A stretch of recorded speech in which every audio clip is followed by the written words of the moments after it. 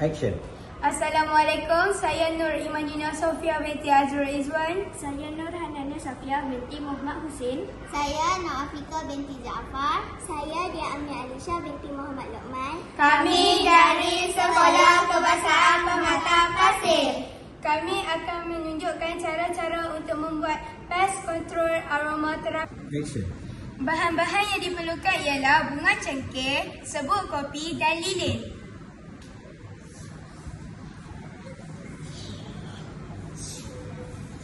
Action. Sekarang saya akan memotong lilin kepada beberapa bahagian.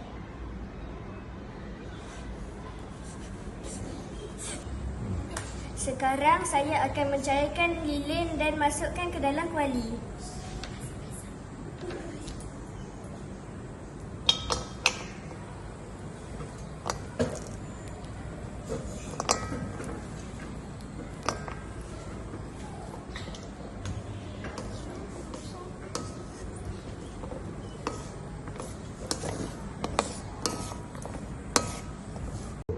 Sekarang saya akan masukkan beberapa biji bunga cengkeh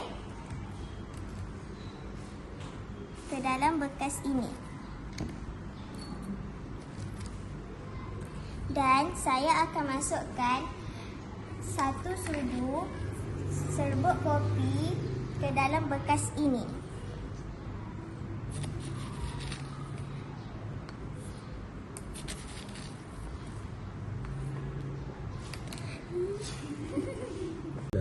Sekarang saya akan menuang cecair lilin dalam setiap bekas.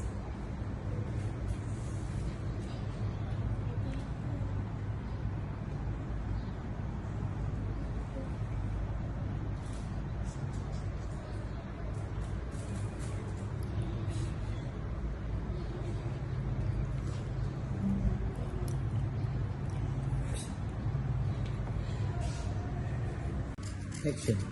Sekarang saya akan masukkan sumbu ke dalam setiap bekas yang berisi pest control aromaterapi.